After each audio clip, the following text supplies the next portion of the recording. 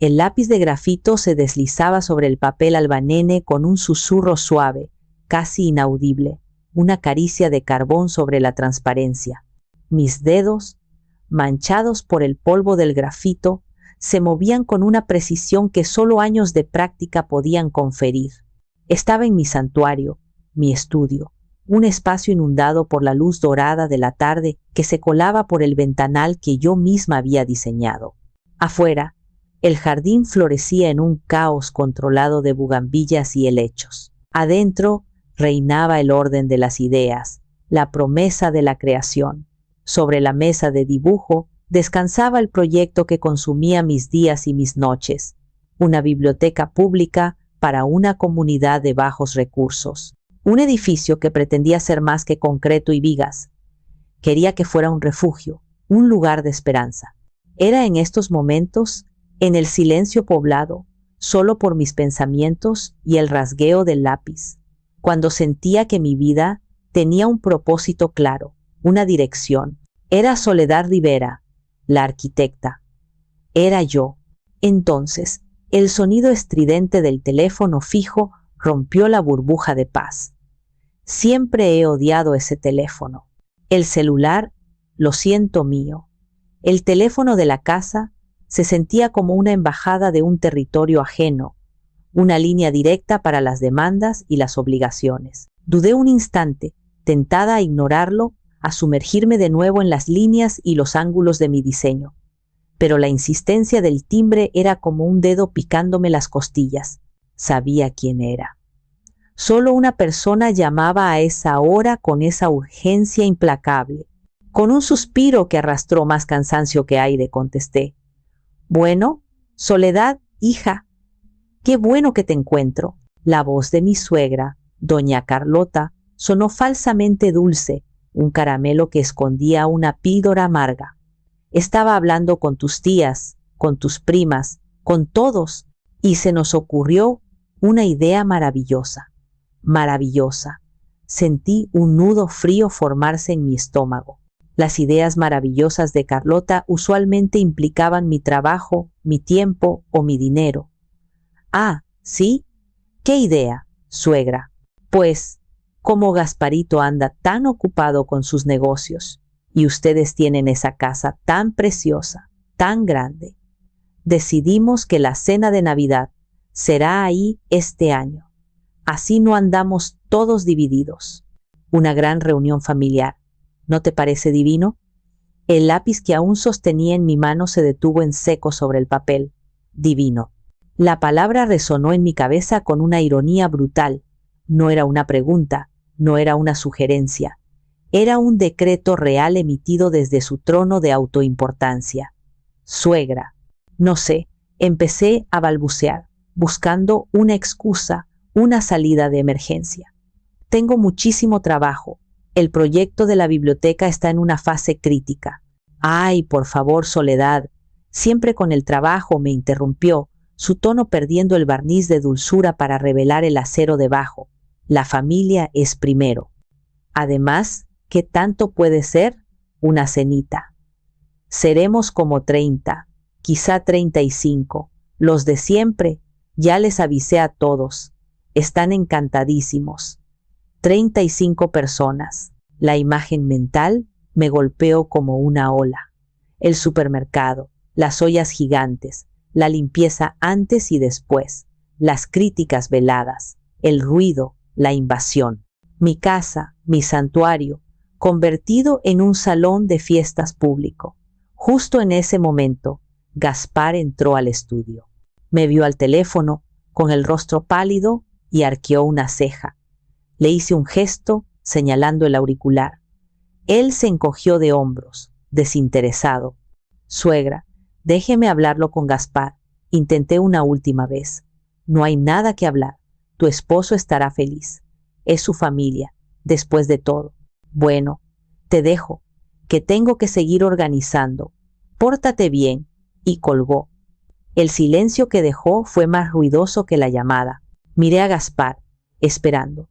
No sabía qué, quizá un poco de apoyo, una pizca de indignación en mi nombre. Él se acercó, me dio un beso distraído en la frente y miró mis planos. ¿Qué pasa? ¿Era mi mamá? Sí, dije, mi voz apenas un susurro. Nos acaba de informar que invitó a 35 personas a cenar en Navidad. Aquí, Gaspar rió. Una risa corta, sin alegría. Ay, mi amor, no exageres. Ya sabes cómo es mi mamá. Se emociona. Solo quiere a la familia unida. Además, ¿cuál es el problema? A ti te encanta organizar fiestas. Se dio la vuelta, dando por zanjado el asunto, y salió del estudio. Me quedé sola, de pie, en medio de mi santuario profanado. No, a mí no me encantaba organizar fiestas. A mí me encantaba diseñar, crear, construir. Lo que él y su madre veían como un placer para mí no era más que otro trabajo no remunerado en la larga lista de servicios que yo proveía. Y en ese momento, mirando el hermoso y ordenado diseño de la biblioteca en mi mesa, sentí por primera vez que los cimientos de mi propia casa, de mi propia vida, estaban peligrosamente agrietados. Después de que Gaspar saliera del estudio, me quedé inmóvil por un largo rato, escuchando el eco de su indiferencia. El sol de la tarde comenzaba a teñir las paredes blancas con tonos anaranjados, y las sombras de los árboles del jardín danzaban suavemente sobre el piso de madera pulida. Esta casa, mi casa. Dejé el lápiz sobre la mesa y comencé a caminar, como una sonámbula, por los pasillos que conocía tan bien como las líneas de mi propia mano. Cada rincón era un testamento de mis sueños, de mi esfuerzo. Recordaba perfectamente el día en que encontré este terreno, una parcela olvidada en una colonia tranquila, con un viejo pirul que se negaba a morir en el centro. Gaspar había dicho que era una locura, que estaba demasiado lejos, que costaría una fortuna construir. Pero yo vi el potencial, vi las líneas, la luz. Con el dinero de la herencia que mis padres me dejaron, el fruto de toda su vida de trabajo, compré el terreno. Fue la primera gran decisión que tomé sola después de su muerte, un acto de fe en mi propio instinto. Durante más de un año me convertí en arquitecta, ingeniera y capataz de mi propio proyecto. Cada viga, cada ladrillo, cada azulejo fue elegido y supervisado por mí. Gaspar aparecía de vez en cuando, para dar opiniones no solicitadas o para quejarse del polvo. Pero la casa que se levantó de la tierra fue mi visión, mi sudor, mi creación. Entré a la sala de estar, un espacio de doble altura con un ventanal que enmarcaba el viejo pirul como si fuera una obra de arte viviente. Era un lugar diseñado para la paz, para la lectura, para las conversaciones tranquilas. Sin embargo, en mi memoria estaba lleno de ruido. Era el escenario donde Gaspar sostenía la corte, rodeado de sus tíos y primos, contando historias exageradas sobre sus negocios, mientras yo iba y venía de la cocina con botanas y bebidas. Era el lugar donde doña Carlota se sentaba en el mejor sillón, el que yo había comprado en un viaje a Oaxaca, y desde allí, como una reina en su trono, emitía juicios sutiles sobre mi decoración, mi gusto, mi vida. Pasé a la cocina. Era una cocina de ensueño para cualquier aficionado, con una isla central de granito, electrodomésticos de acero inoxidable y gabinetes hechos a medida. Yo la había diseñado para ser eficiente, un laboratorio de creatividad culinaria.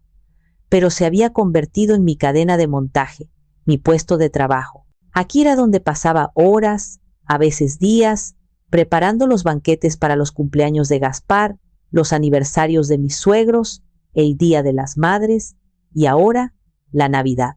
Recordé el dolor en mi espalda después de horas de estar de pie, el ardor en mis ojos por picar cebolla, las manos resecas por lavar montañas de platos mientras los demás reían en la sala. Y rara vez, casi nunca, un gracias sincero. Lo daban por hecho, era mi deber, era el papel que me habían asignado. Salí al jardín trasero.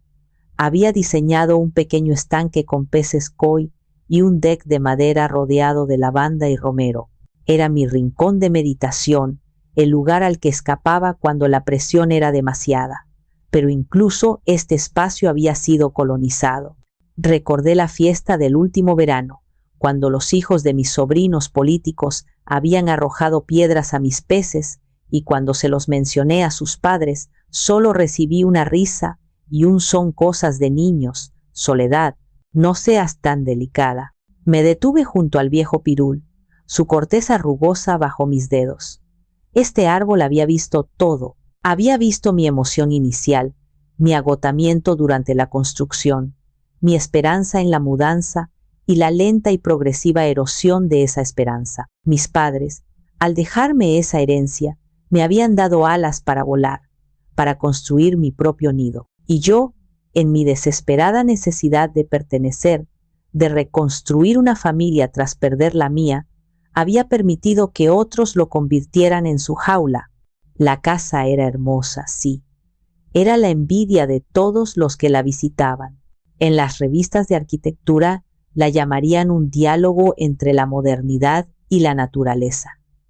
Pero para mí se había transformado en un monumento a mi propia estupidez, a mi ceguera voluntaria. Era una jaula dorada que yo misma había construido y amueblado, y ahora sus muros parecían encogerse a mi alrededor, asfixiándome con la anticipación de la invasión que se avecinaba. No era mi hogar, era el centro de operaciones de la familia de mi esposo, y yo era solo la intendente. La memoria es un arma de doble filo. A veces te conforta, otras te corta. Mientras la luz del atardecer se desvanecía, mi mente, como si tuviera voluntad propia, desenterró una de las heridas más profundas, una que había intentado cubrir con capas de excusas y olvido autoimpuesto. La fiesta de inauguración. Hacía 5 años. La casa finalmente estaba terminada. El olor a pintura fresca y madera nueva todavía flotaba en el aire. Estaba exhausta, pero eufórica. Cada detalle, desde la altura de los techos hasta la textura de las paredes, era exactamente como lo había imaginado. Me sentía orgullosa, poderosa. Era la manifestación física de mi talento y mi independencia. Invitamos a ambas familias, a mis pocos parientes lejanos y al clan completo de Gaspar. También vinieron amigos y colegas. La casa estaba llena de vida, de música, de risas. Yo me movía entre los grupos, explicando las decisiones de diseño, mostrando el juego de luces y sombras, sintiéndome, por primera vez en mucho tiempo, la protagonista de mi propia vida. Entonces llegó el momento del brindis. Gaspar, que había pasado la mayor parte de la tarde aceptando felicitaciones como si él hubiera colocado cada ladrillo, tomó una copa de champán y pidió la atención de todos. Se subió a un pequeño escalón que llevaba al jardín, colocándose en un punto focal, bañado por la luz de los reflectores que yo había instalado. Amigos, familia, comenzó, su voz resonando con una falsa modestia que ya debería haberme alertado. Quiero agradecerles a todos por venir a celebrar este momento tan especial con nosotros. Hizo una pausa dramática, recorriendo la habitación con la mirada. Como muchos de ustedes saben, ha sido un largo camino, años de esfuerzo, de sacrificio, de noches sin dormir pensando en cada detalle.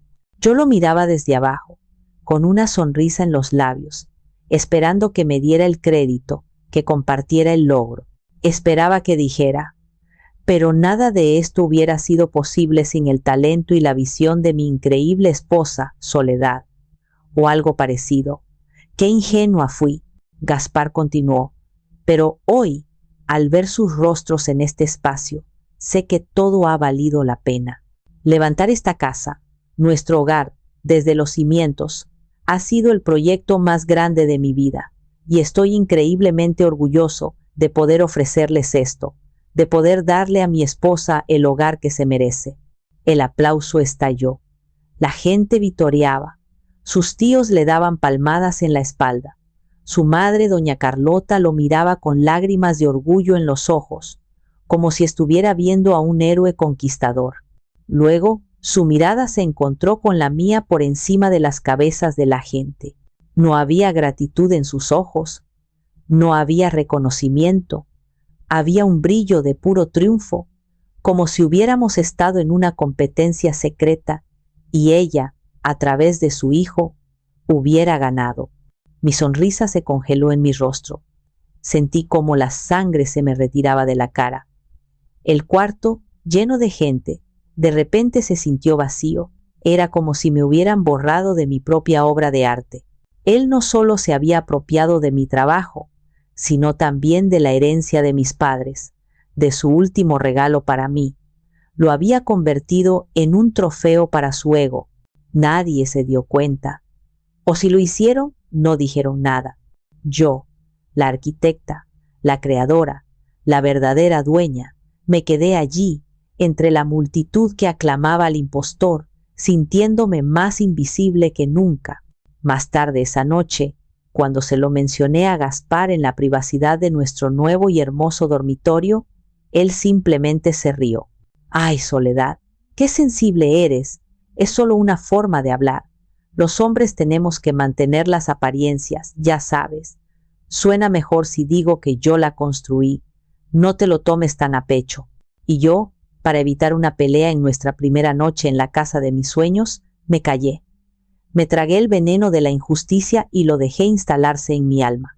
Esa noche, sin darme cuenta, le entregué las llaves no solo de la casa, sino de mi autoestima, y él, gustosamente, las aceptó. Si la mentira de la inauguración fue un golpe directo al corazón de mi identidad profesional, los ataques a mi rol doméstico eran como 1000 cortes de papel, pequeños, constantes y dolorosos.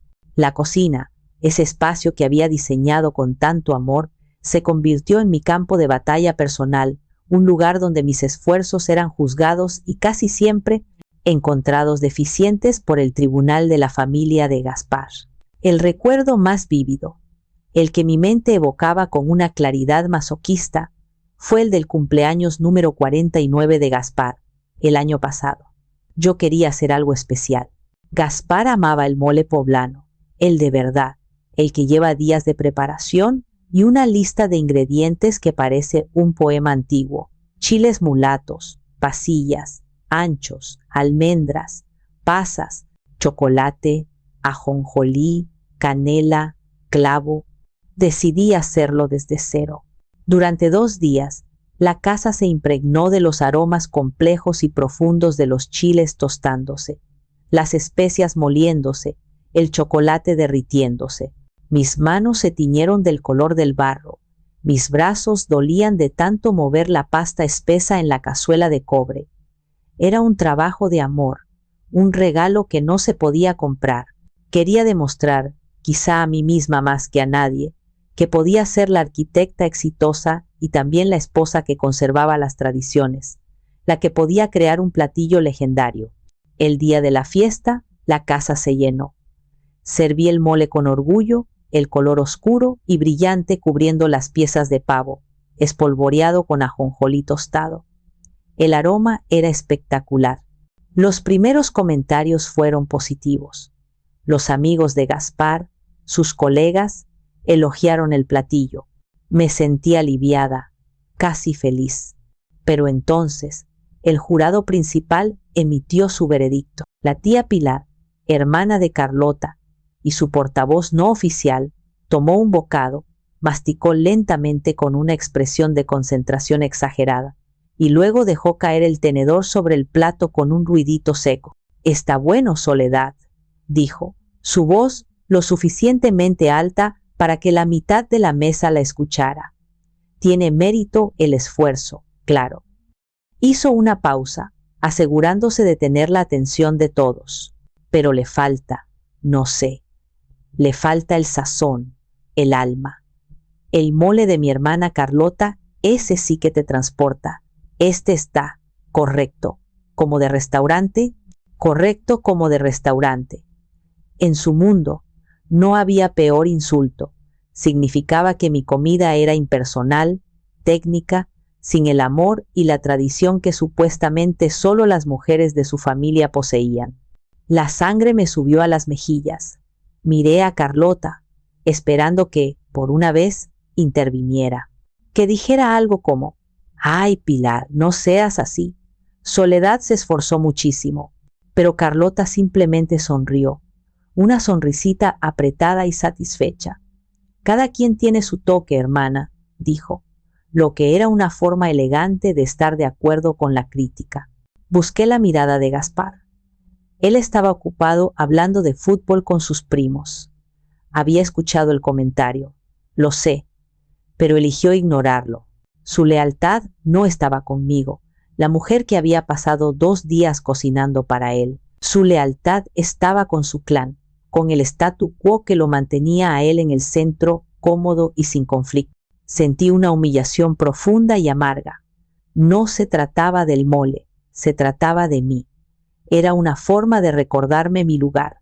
No importaba cuánto me esforzara, cuánto diera, nunca sería suficiente. Siempre sería la de afuera, la nuera, la que intentaba y nunca alcanzaba el estándar mítico de la familia de mi esposo. Esa noche, mientras lavaba la enorme cazuela de cobre, con los restos de mi esfuerzo correcto pegados al fondo, tomé una decisión.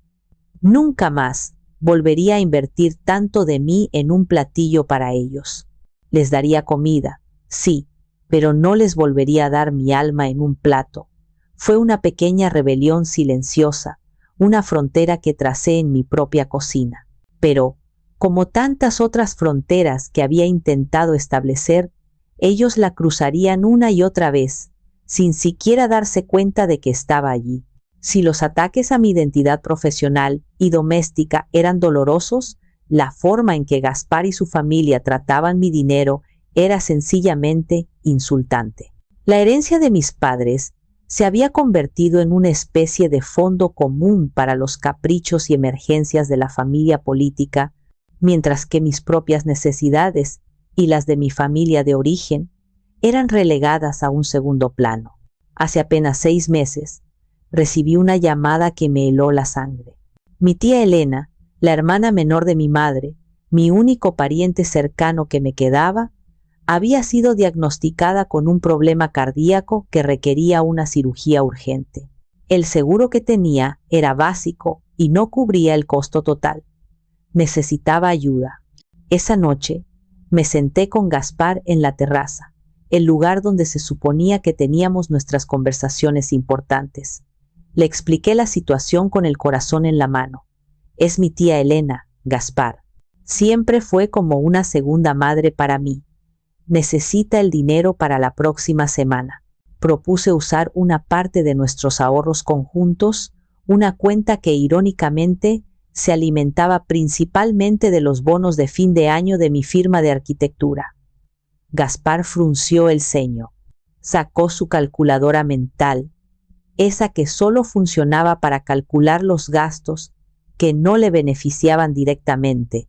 Uy, Soledad, qué mala noticia lo de tu tía, dijo, con un tono de simpatía tan superficial que era casi una burla. Pero ahorita estamos muy apretados. Acuérdate que en diciembre es el viaje a Bahía con mi familia.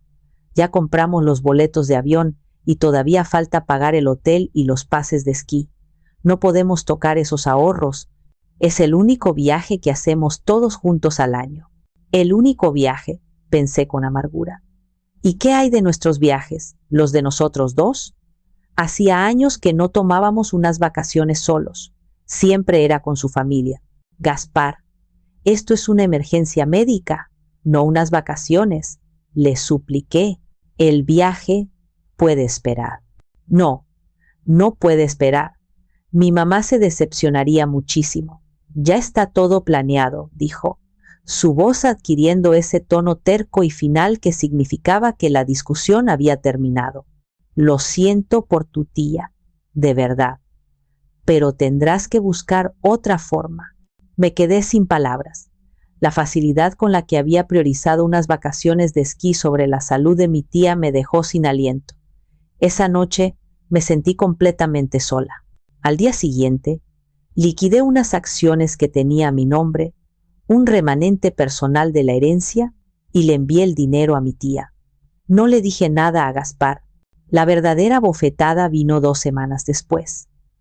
Llegó a casa un estado de cuenta de la tarjeta de crédito.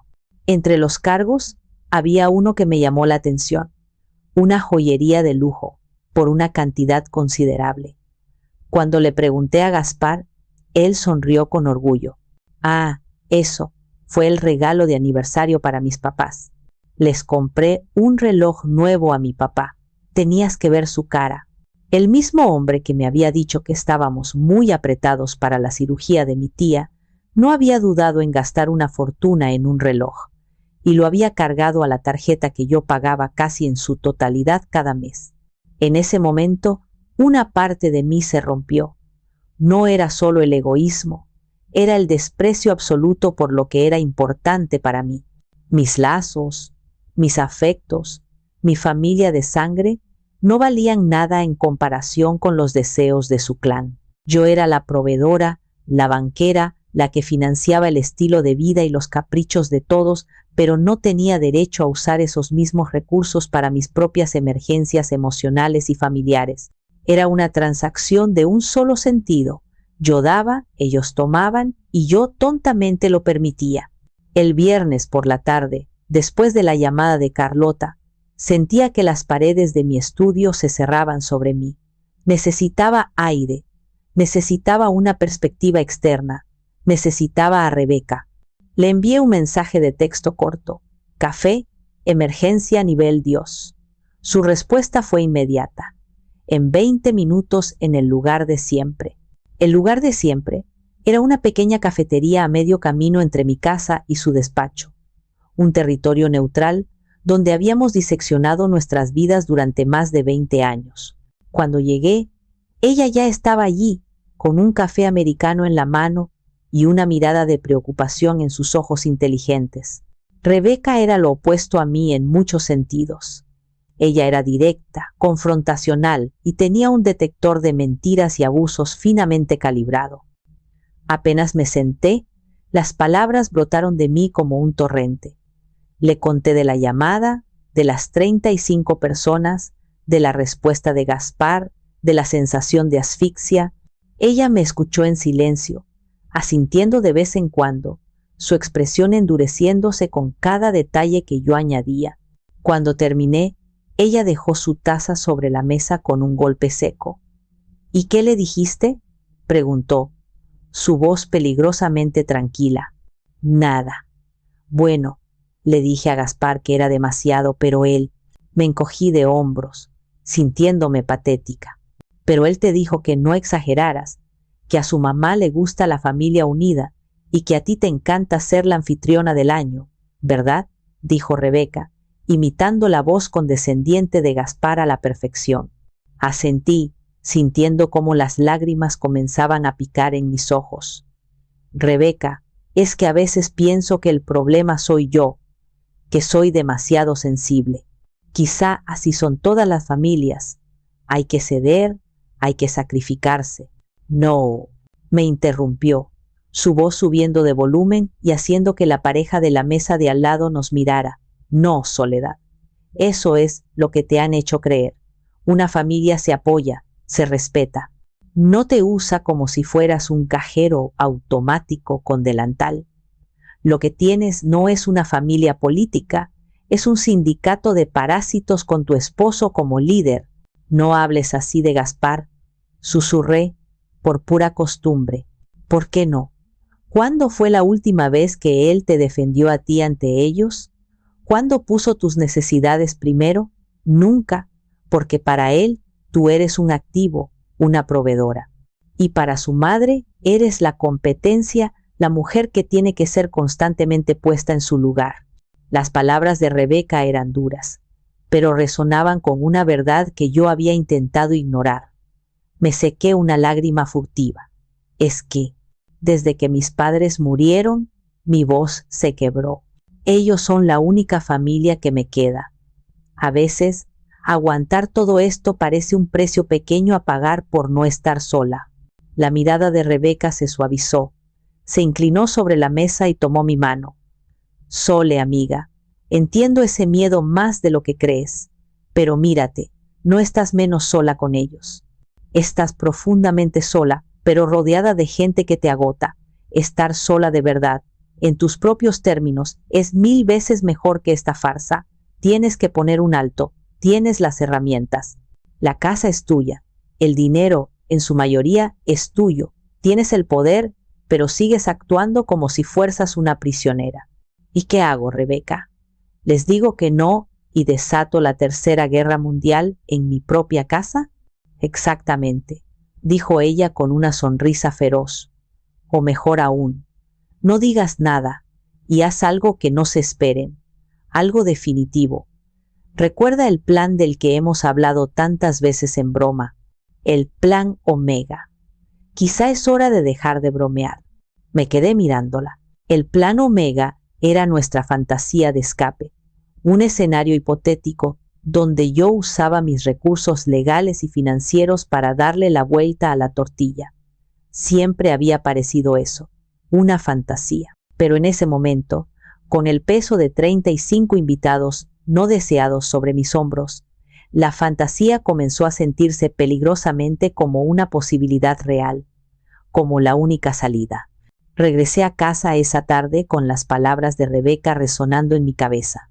La idea del Plan Omega era a la vez aterradora y extrañamente liberadora. Sin embargo, la inercia de 20 años de complacencia es una fuerza poderosa. Mientras preparaba una cena ligera, una parte de mí ya estaba calculando mentalmente las cantidades de comida que necesitaría para la fiesta de Navidad. Quizá Rebeca exageraba.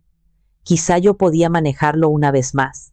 Pero el universo, o quizás solo la familia de Gaspar, pareció conspirar para empujarme hacia el borde del precipicio. Durante el fin de semana, mi teléfono se convirtió en un conducto para un desfile de peticiones y exigencias, cada una más descarada que la anterior. El sábado por la mañana, mientras regaba mis orquídeas, recibí un mensaje de una prima de Gaspar, Marisela. Sole, qué emoción lo de la Navidad. Oye, un favorcito, ¿podrías asegurarte de que todo lo que prepares sea sin gluten? Es que mi hijo Ander ahora tiene sensibilidad. Gracias, linda. No era una pregunta, era una orden. Y ni siquiera se ofreció a llevar un platillo especial para su hijo. Más tarde, llamó el tío Roberto, el hermano de Carlota. Sobrinal, qué bueno que organizas tú. Oye, para que sepas, a mí no me gusta el pavo seco, tiene que estar bien jugosito. Y no se te olvide comprar mi tequila, el Don Julio 70. Ya sabes que el otro me da dolor de cabeza. Colgó antes de que pudiera responder. Mi casa no era un hogar. Era un restaurante con servicio de bar personalizado. El domingo fue peor. Recibí un correo electrónico de otra prima, Lorena, con el asunto, logística navideña. En el correo detallaba que ella, su esposo y sus 3 hijos llegarían el 23 de diciembre y se quedarían hasta el 27. Espero no sea molestia, escribió. Como tu casa es tan grande, pensé que nos podrías acomodar en el cuarto de huéspedes. Los niños pueden dormir en colchones inflables en tu estudio. Así aprovechamos para convivir más. Mi estudio, mi santuario, convertido en un dormitorio para niños. La sola idea me provocó una náusea física. Le mostré el correo a Gaspar, esperando tontamente que compartiera mi indignación. Él lo leyó por encima. Bueno, tiene razón. La casa es grande, dijo, sin levantar la vista de un partido de fútbol en la televisión. Además, Lorena vive lejos. Es una buena oportunidad para que nos visiten. ¿Y mi trabajo, Gaspar? ¿Dónde se supone que voy a terminar el proyecto de la biblioteca si mi estudio está lleno de niños? Ay, Soledad, lo haces en la mesa del comedor. No te compliques la vida, respondió con esa facilidad irritante de quien nunca ha tenido que sacrificar su propio espacio. La lista seguía creciendo. Una tía preguntó si podía traer a su perro, un chihuahua nervioso que ladraba sin parar. Un sobrino adolescente preguntó si mi conexión a Internet era lo suficientemente rápida para sus videojuegos en línea. Nadie preguntó, ¿necesitas ayuda? Nadie dijo, yo llevo el postre. Nadie se ofreció a cooperar para los gastos. La suposición implícita era clara. Soledad proveerá. Soledad lo hará todo. Cada mensaje, cada llamada, era una palada de tierra sobre mi espíritu. Me sentía enterrada viva bajo el peso de sus expectativas. Ya no se trataba de una cena, se trataba de una ocupación, una toma hostil de mi hogar y de mi vida. La duda que sentía después de hablar con Rebeca se evaporó. Ya no pensaba que ella exageraba. De hecho, me di cuenta de que se había quedado corta. No eran parásitos, eran una plaga, y mi casa era el campo de cultivo. El lunes por la noche, el golpe final llegó.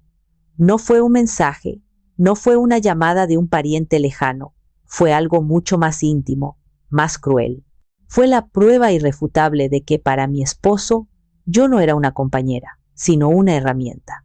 Había tenido un día terrible en la oficina. Un problema con un proveedor me había obligado a quedarme hasta tarde, rediseñando una parte de la estructura de la biblioteca. Llegué a casa pasadas las 9 de la noche, agotada física y mentalmente.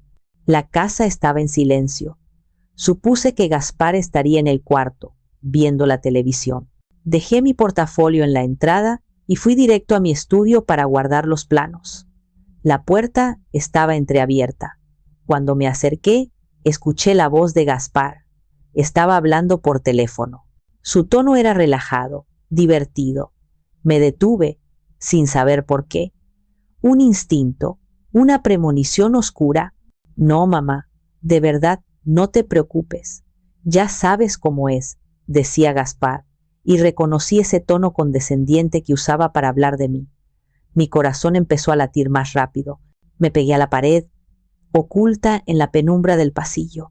Sí, al principio se puso un poco dramática, que es mucho trabajo, que el proyecto, que bla bla bla, continuó, imitando mi voz con un falsete burlón, pero le di un poco de cuerda y ya está.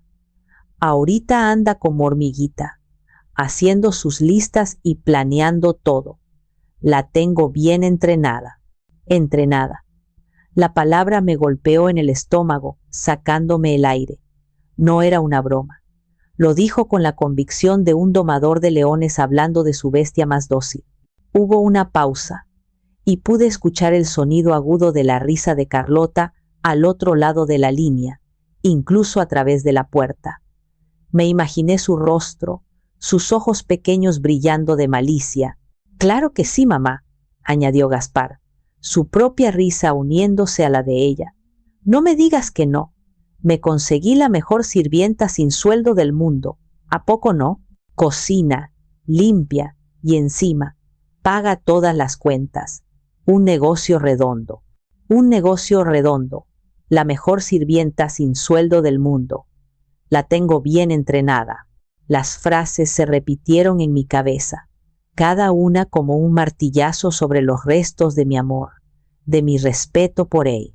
El hombre con el que había compartido mi cama, mis sueños y mis miedos durante 20 años, me veía así, no como su igual, no como su esposa, como un animal domesticado, como una empleada, como una inversión rentable. En ese instante, algo dentro de mí, algo que había estado agrietado y a punto de romperse durante años, finalmente se hizo añicos. No hubo sonido, pero sentí la fractura en lo más profundo de mi ser. El dolor fue tan agudo, tan intenso, que por un momento pensé que iba a gritar, pero no lo hice. En lugar de gritar, un frío glacial se extendió por mis venas. La tristeza se evaporó, reemplazada por una rabia blanca y pura. Y debajo de la rabia surgió algo más, una claridad absoluta, cristalina. Vi a mi esposo, a mi suegra y a toda su familia por lo que realmente eran, y me vi a mí misma, a la tonta, a la complaciente Soledad, y sentí un profundo desprecio por la mujer en la que me había convertido. Esa mujer, la sirvienta entrenada, murió en ese pasillo oscuro, y de sus cenizas, otra Soledad, una que no conocía, comenzó a tomar forma. Una Soledad que ya no sentía la necesidad de complacer a nadie. Una Soledad que estaba lista para quemarlo todo hasta los cimientos. Gaspar terminó la llamada y salió del estudio, tarareando. Pasó a mi lado sin verme en la oscuridad. Yo contuve la respiración, no por miedo, sino para no liberar el grito de guerra que se estaba gestando en mi garganta. El plan Omega ya no era una fantasía, era mi única verdad, era mi próximo proyecto. Y la demolición, decidí en ese momento, iba a ser espectacular. Cuando Gaspar entró en la cocina, yo ya estaba allí, de espaldas a la puerta, sirviéndome un vaso de agua. Mis manos temblaban ligeramente, pero mi rostro, cuando me di la vuelta para encararlo, era una máscara de serenidad. Había aprendido a lo largo de los años a ocultar mis verdaderas emociones. Era un mecanismo de supervivencia que ahora se convertiría en mi mejor arma. Ah, mi amor, no te oí llegar, dijo, abriendo el refrigerador y buscando algo de comer. ¿Todo bien en la oficina? Sí, todo bien. Un día largo, respondí, mi voz sorprendentemente estable. Él sacó un trozo de queso y comenzó a comerlo directamente de la envoltura. Oye, estaba pensando en lo de la cena de Navidad, dijo con la boca llena. Mi mamá quiere hacer su ensalada de manzana. Dice que nadie la hace como ella. ¿Le puedes comprar los ingredientes? En otro tiempo, ese comentario me habría irritado. La forma en que asumía que yo sería la encargada de las compras de su madre. La forma en que su madre necesitaba marcar su territorio incluso en mi cocina. Pero esa noche sentí una extraña paz, la calma que precede a la tormenta. Sonreí. Una sonrisa pequeña, casi imperceptible. Claro, mi amor, apúntame todo lo que necesite. No hay problema. Gaspar me miró, un poco sorprendido por mi docilidad. Esperaba resistencia, una queja, un suspiro de mártir, pero no obtuvo nada de eso. Órale, qué bien, dijo, claramente aliviado. Sabía que lo entenderías, será divertido, ya verás. Sí, dije, mirándolo directamente a los ojos. Estoy segura de que será una Navidad inolvidable. Los días siguientes, me convertí en la actriz principal de mi propia obra. Me sumergí en el papel de la esposa perfecta, la anfitriona abnegada, con una dedicación que desconcertó a Gaspar y deleitó a su familia. Creé una hoja de cálculo en mi computadora. La titulé Operación Navidad. En ella listé a todos los invitados, sus ridículas peticiones dietéticas y sus fechas de llegada. Comencé a planificar un menú complejo. Incluso busqué recetas sin gluten para el hijo de Marisela. Hablé por teléfono con Carlota. Escuché pacientemente su larga lista de instrucciones sobre cómo le gustaba el pavo, qué tipo de vino comprar y cómo decorar la mesa. Sí, suegra. No se preocupe, suegra. Claro que sí, suegra, fue mi mantra. Ella, creyéndose la directora de orquesta, no notó la disonancia en mi tono, la ausencia total de emoción. Fui al supermercado y llené 2 carritos con todo tipo de ingredientes caros. Pagué con nuestra tarjeta de crédito conjunta, sabiendo que sería la última vez.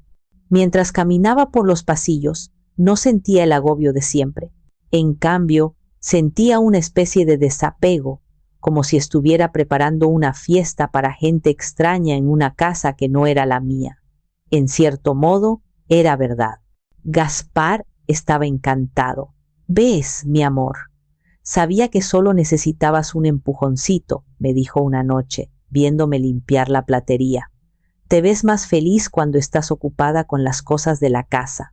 Le sonreí de nuevo, esa sonrisa vacía que él confundía con felicidad. No estaba feliz, estaba concentrada, estaba en modo de ejecución. Cada acto de servicio, cada tarea doméstica que realizaba, era parte de mi despedida. Estaba cerrando un ciclo, poniendo en orden la casa antes de abandonarla para siempre. Ellos veían a la soledad de siempre, la mujer eficiente, complaciente, predecible. No podían ver a la nueva soledad que se movía debajo de esa piel familiar. La estratega que planeaba su próximo movimiento con la misma precisión con la que diseñaba un edificio, la que observaba sus interacciones, sus palabras, sus gestos, no como una esposa, sino como una antropóloga estudiando una tribu ajena y primitiva. La calma era mi disfraz, la normalidad era mi camuflaje, y ellos, en su arrogancia y ceguera, se lo tragaron todo. No tenían idea de que no estaban presenciando los preparativos para una fiesta, sino el prólogo de su propia caída. Esa misma noche, después de la conversación con Gaspar en la cocina, después de que la rabia inicial se asentara y se convirtiera en una resolución fría como el hielo, esperé. Esperé a que Gaspar se quedara profundamente dormido, a que sus ronquidos llenaran el silencio de la casa.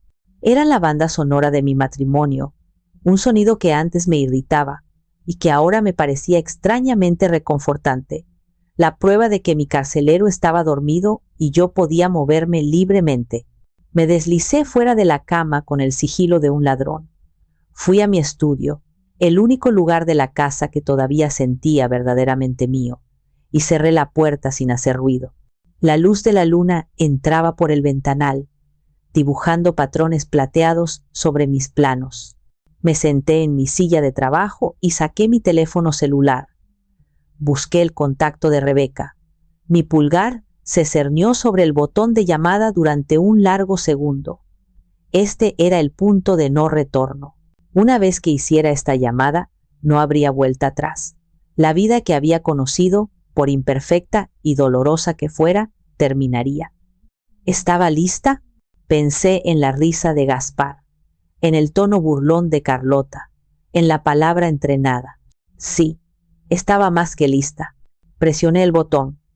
El teléfono sonó solo una vez antes de que Rebeca contestara. Su voz, incluso a las 2 de la mañana, era clara y alerta, como si hubiera estado esperando. ¿Soledad? Rebeca.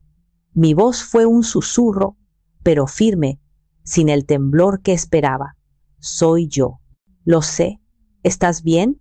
Estoy mejor que nunca, dije, y me sorprendió la verdad que contenían esas palabras.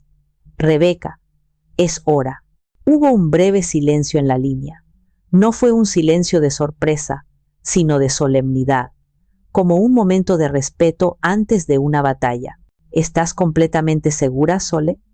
Una vez que ponga esto en movimiento. 100% segura, la interrumpí. Quiero que ejecutes el plan Omega, todo, hasta la última coma. Pude casi sentir la sonrisa de Rebeca a través del teléfono. He esperado esta llamada durante 5 años, dijo, su voz ahora llena de una energía feroz. Tengo todo preparado. Los papeles del divorcio están redactados, citando abuso emocional y financiero. La notificación de desalojo de la propiedad está lista, basada en la escritura que demuestra que la casa es un bien privativo tuyo, adquirido con fondos de herencia documentados. El análisis de los activos conjuntos está hecho. Lo tengo todo en una carpeta con un moño. Escucharla enumerar mis armas, mis defensas, me llenó de una fuerza que no sabía que poseía. Ya no era solo una idea, una fantasía. Era una estrategia legal, sólida como una roca. ¿Cuándo quieres que proceda?, preguntó Rebeca. Miré el calendario en la pared. La familia de Gaspar comenzaba a llegar en 3 días. La cena de Navidad era en 5. Quiero que la notificación oficial se entregue en la casa el día 23 de diciembre, dije, saboreando cada palabra. Quiero que Gaspar la reciba justo cuando el primer grupo de su amada familia esté cruzando la puerta. Rebeca soltó una carcajada ahogada. Eres diabólica. Me encanta, dijo. Considera todo hecho. Tú solo tienes que preocuparte por una cosa. ¿Qué cosa?, pregunté. Por hacer tu maleta y desaparecer. ¿A dónde irás? Miré los planos de la biblioteca en mi mesa, un lugar de silencio y conocimiento, y luego miré por la ventana hacia el cielo nocturno, vasto y lleno de estrellas. A un lugar tranquilo, dije, muy, muy lejos de aquí. Colgamos.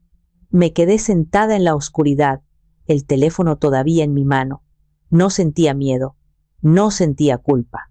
Sentía una ligereza abrumadora, como si me hubieran quitado un peso de encima que ni siquiera sabía que llevaba. La arquitecta en mí se hizo cargo. Había pasado años construyendo una casa para otros. Ahora, era el momento de demolerla y empezar a construir una vida para mí. Los 3 días siguientes fueron una obra de teatro surrealista en la que yo era la guionista, directora y actriz principal. El mundo exterior veía a Soledad, la abnegada anfitriona, sumida en los febriles preparativos navideños. Pero por dentro, yo era una general preparando metódicamente el día D.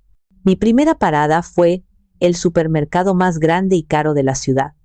Empujé el carrito por los pasillos con una determinación casi militar. No escatimé en gastos. Compré los cortes de carne más finos, los quesos importados más exóticos, las verduras orgánicas más frescas. Llené el carrito con botellas de vino de alta gama y, por supuesto, una botella del tequila Don Julio 70 para el tío Roberto.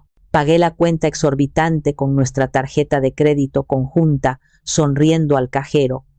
Era mi regalo de despedida para el hombre que pensaba que yo era su negocio redondo, que disfrutara de este último subsidio. De vuelta en casa, comencé la farsa de la preparación. Puse el pavo a descongelar. Piqué verduras para las ensaladas. Incluso empecé a preparar la masa para los postres. La cocina se llenó de los aromas de la Navidad, pero para mí olían a libertad. Cada cebolla que picaba, cada ajo que machacaba, era un pequeño acto de catarsis. Gaspar me observaba desde la puerta de la cocina, con una cerveza en la mano y una sonrisa de satisfacción en el rostro. «Huele increíble, mi amor», decía. «Sabía que te pondrías las pilas». Yo le devolvía la sonrisa, una máscara perfecta de devoción. Él no veía el brillo peligroso en mis ojos, solo veía lo que quería ver. Mientras tanto, mi verdadera preparación ocurría en secreto. Por las noches, cuando Gaspar roncaba, yo me encerraba en el estudio. Hice una transferencia de la mitad exacta de nuestros ahorros conjuntos a una cuenta personal recién abierta. No quería ni un centavo más de lo que me correspondía. No se trataba de venganza financiera, sino de justicia. El resto del dinero, que él creía disponible para sus caprichos, se quedaría para que él lidiara con los gastos inmediatos de la casa que pronto dejaría de ser suya. Reservé mi boleto de avión, no a un destino predecible. Quería un lugar que representara todo lo que mi vida no era. Silencio, orden, belleza, introspección. Elegí Kioto.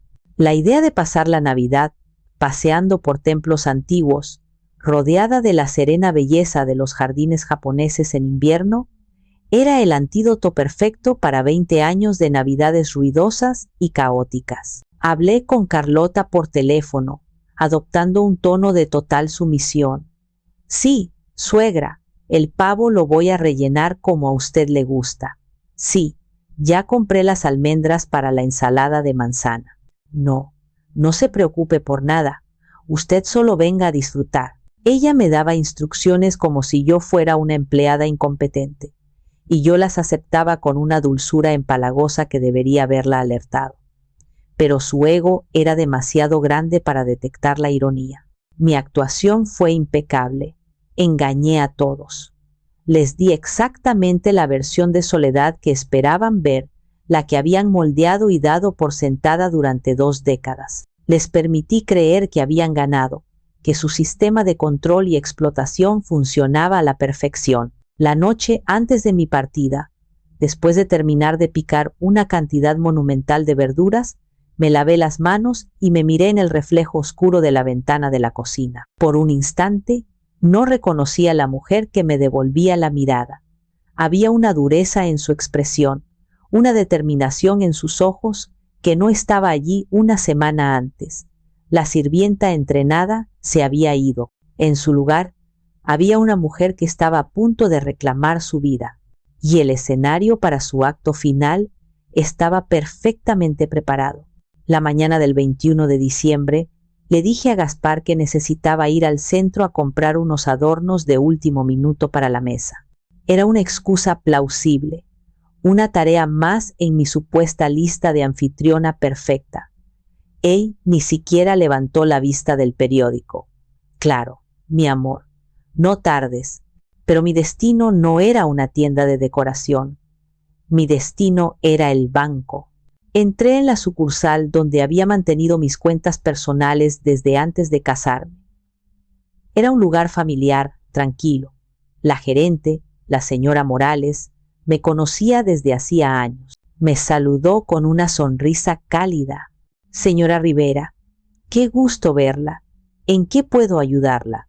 Buenos días, Carmen, respondí. Necesito hacer un par de movimientos importantes. Nos sentamos en su oficina privada. El aire olía a papel y a café. Le expliqué lo que necesitaba con una calma que me sorprendió a mí misma. Primero, le pedí que abriera una nueva cuenta de inversión a mi nombre. Una cuenta que no estuviera vinculada de ninguna manera a mis cuentas existentes, ni por supuesto a ninguna cuenta conjunta. Luego, le di la instrucción de liquidar una pequeña cartera de acciones que yo había mantenido en secreto durante años. Era mi fondo de emergencia, un nido de huevos que había construido con los ingresos de algunos proyectos freelance que hice al principio de mi carrera, antes de que el negocio de Gaspar empezara a fallar y mis ingresos se convirtieran en nuestros ingresos.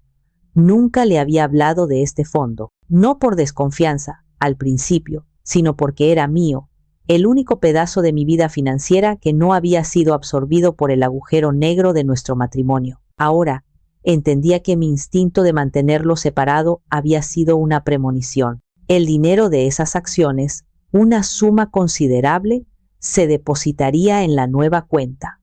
De ahí, le pedí que emitiera un cheque de caja por una fracción del monto. El resto se quedaría invertido, seguro, lejos de las manos de Gaspar. Mientras Carmen tecleaba en su computadora, procesando mis solicitudes, me quedé mirando por la ventana. Veía a la gente pasar por la calle, cada uno inmerso en su propia vida, en sus propios dramas. Por primera vez en mucho tiempo, no me sentía parte de una unidad, de un nosotros. Me sentía como un individuo, una entidad separada tomando decisiones para su propio futuro. Era una sensación extraña, embriagadora.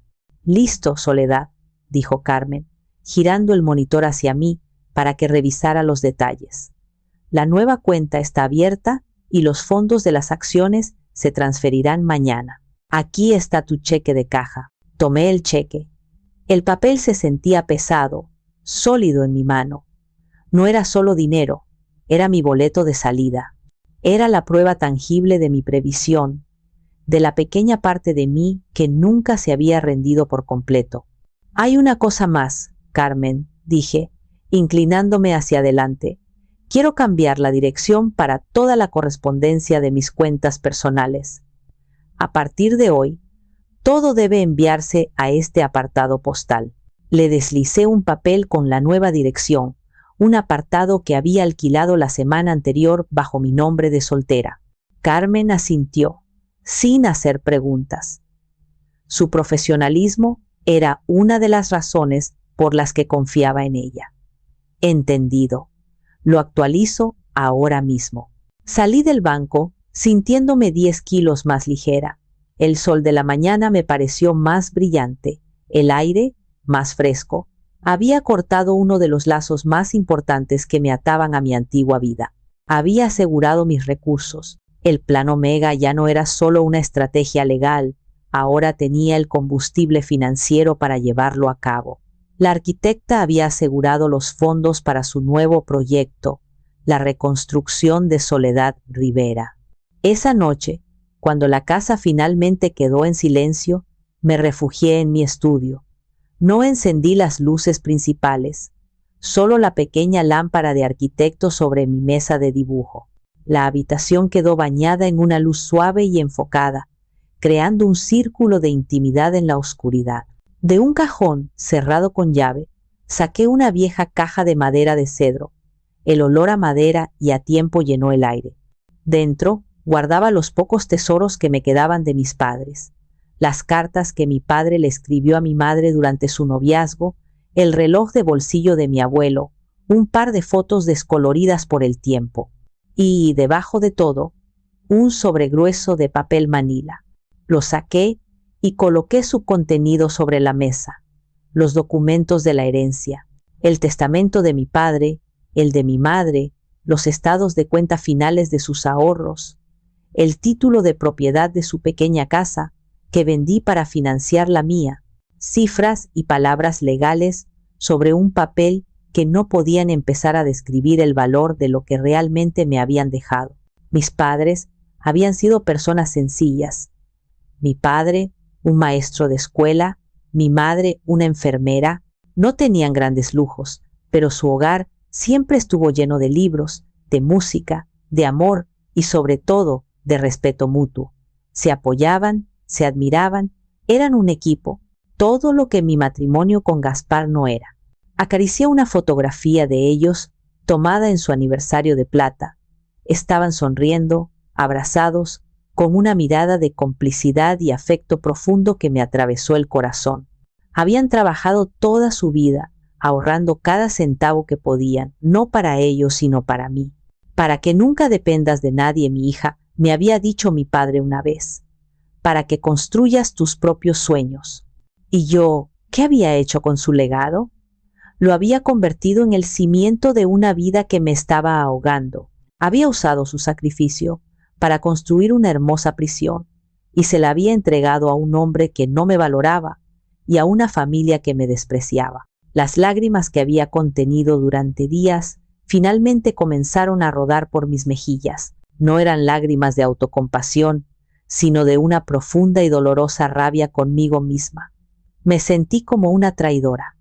Había traicionado la memoria de mis padres, su fe en mí. Perdónenme, susurré en la quietud del estudio. Perdónenme por haberme olvidado de mí misma, por haber permitido que pisotearan su regalo. Lloré por la joven Soledad, la que se graduó con honores, llena de ambición y sueños. Lloré por la recién casada, la que creía haber encontrado a su compañero de vida. Y lloré por la mujer de 48 años, en la que me había convertido, una experta en reprimir sus propias necesidades para satisfacer las de los demás. Pero a medida que las lágrimas se secaban, algo más emergió, una resolución, una promesa silenciosa a mis padres y a mí misma. No era demasiado tarde. Su legado no era solo el dinero, era la fuerza, la integridad, la resiliencia que me habían inculcado, y era hora de usar esas cualidades. Con manos firmes, recogí los documentos y los volví a guardar en la caja.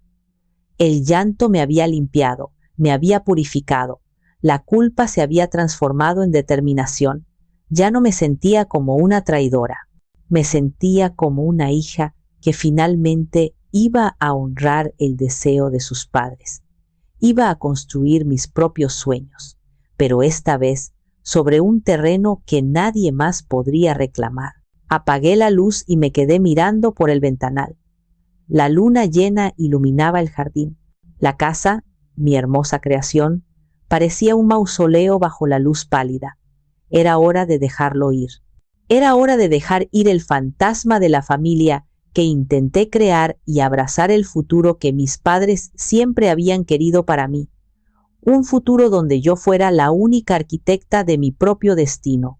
La noche del 21 de diciembre, la víspera de mi partida, fue la más larga de mi vida. Gaspar roncaba suavemente a mi lado, un sonido tan familiar y ahora tan ajeno. Durante horas me quedé despierta, mirando el techo, repasando cada detalle del plan en mi cabeza. No había espacio para errores. Cerca de las 3 de la mañana, cuando supe que su sueño era más profundo, me levanté de la cama. Me moví por la habitación a oscuras con la gracia de un fantasma, cada uno de mis movimientos ensayado y silencioso. Saqué una maleta pequeña del fondo del vestidor, una que no usábamos a menudo. La coloqué sobre el diván junto a la ventana y la abrí. El chasquido de los cierres sonó como un trueno en el silencio. Contuve la respiración. Gaspar se movió, murmuró algo ininteligible y siguió durmiendo. Comencé el ritual de empacar. No era un acto de preparación para un viaje, sino de selección para una nueva vida. ¿Qué te llevas cuando dejas todo atrás? No tomé mucha ropa, solo algunas piezas versátiles y de buena calidad, un par de pantalones de lana, suéteres de cachemira, una blusa de seda, ropa interior cómoda, ropa que me hacía sentir yo misma, no la esposa de Gaspar.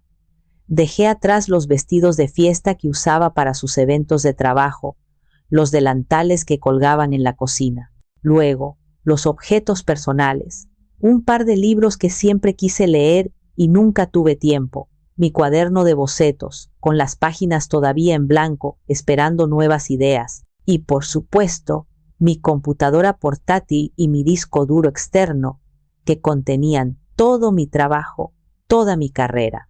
Eran la extensión de mi mente, mis herramientas de creación y ahora mis instrumentos de independencia.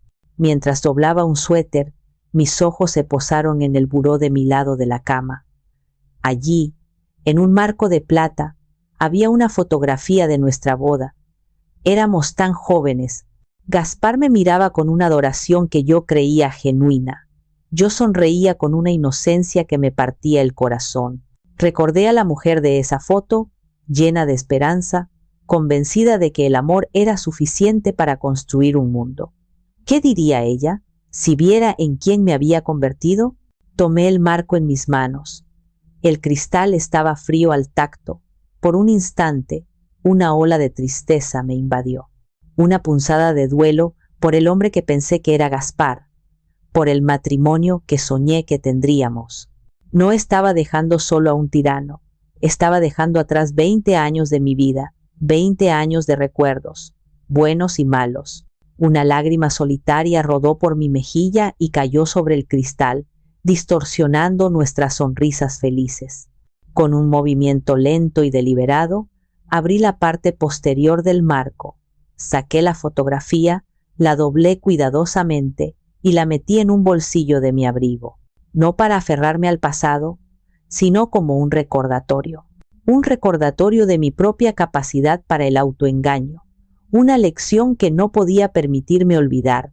Dejé el marco de plata vacío sobre el buró. Era un símbolo perfecto de lo que quedaba de nuestro matrimonio. Una fachada hermosa y hueca. Cerré la maleta. Era ligera, sorprendentemente ligera. Me di cuenta de que la mayor parte del equipaje que había cargado durante años era invisible. El peso de las expectativas, de las decepciones, de las humillaciones silenciosas. Y ese equipaje, finalmente, estaba a punto de quedarse atrás. Coloqué la maleta junto a la puerta del estudio, oculta a la vista. Volví a la cama, pero no dormí. Me quedé escuchando los sonidos de la casa, despidiéndome en silencio de cada crujido, de cada sombra.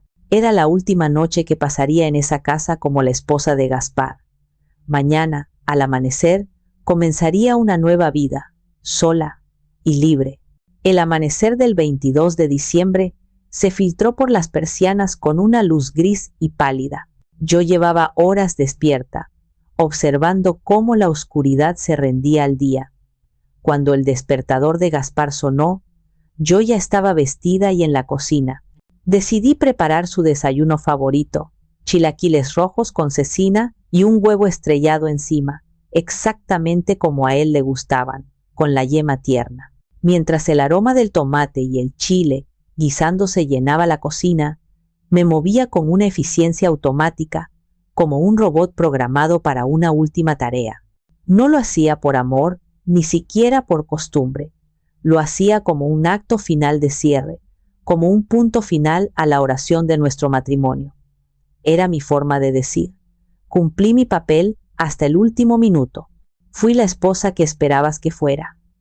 Y ahora se acabó. Gaspar entró en la cocina, bostezando y estirándose. El olor a chilaquiles lo despertó por completo. ¿En serio? ¿Chilaquiles en martes? ¿A qué se debe el milagro, mi amor?, preguntó, sonriendo, genuinamente complacido. Quise hacerte algo rico antes de que empiece la locura de la Navidad, respondí, mi voz sonando extrañamente normal. Le serví un plato generoso y le puse una taza de café recién hecho al lado. Él se sentó a la mesa y comenzó a devorar la comida con entusiasmo. Entre bocado y bocado, hablaba de sus planes para el día, de una llamada importante que tenía que hacer, de cómo su primo Raúl iba a llegar esa tarde y esperaba que yo tuviera cervezas frías. Yo lo escuchaba, pero no realmente. Estaba observándolo como si fuera un espécimen bajo un microscopio. Estudiaba la forma en que masticaba, la forma en que sostenía el tenedor, las pequeñas arrugas alrededor de sus ojos. Intentaba encontrar algún rastro del hombre del que me enamoré, pero no veía nada. Solo veía a un extraño complaciente, un hombre tan envuelto en su propia comodidad que era incapaz de ver el abismo que se abría a sus pies. No sentía odio. El odio es una pasión y yo ya no sentía ninguna pasión por él. Lo que sentía era una profunda, insondable lástima, lástima por su ceguera, por su debilidad, por la vida mediocre que había elegido, una vida de apariencias financiada por el trabajo de otra persona. «Están increíbles, Sole», dijo, limpiando los últimos restos de salsa con un trozo de pan. «De verdad, a veces te luces». «Me alegro de que te gusten», dije, recogiendo su plato vacío. Él se levantó, me dio un beso rápido en la mejilla, un gesto automático y sin sentido. «Bueno, me voy a bañar. Trata de no estresarte mucho hoy. Ya casi es Navidad». Lo vi salir de la cocina. Esa fue la última vez que me habló como si yo fuera su esposa. La última vez que me dio un beso. La última vez que me dio una orden disfrazada de consejo. Me quedé sola en la cocina, con el plato sucio en la mano. El olor a chilaquiles y a café de la mañana se mezclaba con el aroma inminente de la libertad. Lavé el plato, lo sequé y lo guardé en su lugar. Dejé la cocina impecable, como si nadie hubiera desayunado allí, como si yo nunca hubiera existido. El tiempo se estaba agotando. Gaspar estaría en la ducha durante los próximos 20 minutos. Era mi ventana de oportunidad. El acto final estaba a punto de comenzar. Con el sonido del agua corriendo en la ducha como mi banda sonora, me moví con rapidez y precisión. Fui a mi estudio y saqué un sobre grande de papel manila del cajón de mi escritorio. Dentro coloqué los 3 documentos que cambiarían el curso de nuestras vidas. El primero era la copia notariada de la escritura de la casa. La había enmicado, para protegerla, para darle un aire de finalidad inalterable. El nombre Soledad Rivera, como propietaria única, resaltaba en negritas. Era mi declaración de independencia, mi manifiesto. El segundo era la carta oficial del bufete de abogados de Rebeca. Estaba impresa en papel membretado, con un lenguaje legal frío e impersonal. Notificaba a Gaspar del inicio de los trámites de divorcio por la vía unilateral, citando diferencias irreconciliables y abuso emocional y financiero. Establecía un plazo de 30 días naturales para que él y cualquier otro ocupante desalojaran la propiedad, que era un bien privativo de su aún esposa. Y finalmente, le informaba que cualquier comunicación futura debería ser a través de su abogada, Rebeca. Era un muro legal, infranqueable. El tercer y último documento era una simple impresión de mi itinerario de vuelo. México, Los Ángeles, Kioto, ida y vuelta, con las fechas claramente visibles. Del 22 de diciembre al 5 de enero. Era mi coartada y mi declaración de intenciones. No estaba huyendo, estaba viajando, estaba ejerciendo mi libertad. Sostuve el sobre en mis manos. Pesaba mucho más que unos cuantos papeles. Pesaba 20 años de silencio. Fui a nuestra habitación. El vapor de la ducha de Gaspar salía por debajo de la puerta del baño. Me acerqué a la cama, a su lado de la cama, el que siempre dejaba deshecho. Alicé las sábanas con la mano y coloqué el sobre directamente sobre su almohada. Grande, amarillo, imposible de ignorar. Era como una bandera plantada en territorio conquistado. Después, realicé un último recorrido. En mi buró dejé el marco de plata vacío. En el vestidor, mi lado del armario estaba medio vacío. Un hueco evidente que gritaba ausencia. Tomé mi bolso, mi abrigo y las llaves de mi coche. Antes de salir de la habitación, me detuve en el umbral y eché un último vistazo. Al hombre que roncaba a mi lado, al que se reía de mí a mis espaldas, le estaba dejando una cama vacía y un cataclismo legal. Bajé las escaleras. En la entrada dejé las llaves de la casa, las mías sobre la consola. Ya no las necesitaba. La casa ya no era un hogar, era una propiedad, un activo que pronto sería liquidado. Abrí la puerta principal. El aire fresco de la mañana me golpeó la cara. Se sentía como el primer respiro después de haber estado conteniendo el aliento durante años. Caminé hacia mi coche, que estaba aparcado en la calle para no hacer ruido al sacarlo del garaje. Subí, encendí el motor y sin mirar atrás, me alejé de la casa que había construido, de la vida que había soportado, del hombre que había dejado de amar. Mientras conducía hacia el aeropuerto, no sentí tristeza, no sentí miedo, sentí una calma profunda, la calma de una decisión irrevocable y correcta. El teléfono en mi bolso comenzó a sonar. Era Gaspar, probablemente saliendo de la ducha. No contesté. Apagué el dispositivo y lo arrojé al asiento del copiloto. El silencio en el coche era absoluto. El sol comenzaba a salir, pintando el cielo de colores vibrantes. Era el amanecer de un nuevo día. Y, por primera vez en 2 décadas, también era el amanecer de mi nueva vida. La arquitecta había demolido su obra anterior y se dirigía hacia un terreno baldío, lista para diseñar algo nuevo, algo más pequeño quizá, pero infinitamente más fuerte, algo que sería por fin verdaderamente suyo. Gaspar, envuelto en una toalla, salió del baño con el cabello mojado goteando sobre sus hombros. Había intentado llamarme un par de veces, pero al recibir el buzón de voz, asumió que estaría en el supermercado o haciendo algún mandado de último minuto. Esa era la belleza de mi rutina predecible. Le proporcionaba explicaciones convenientes para mi ausencia.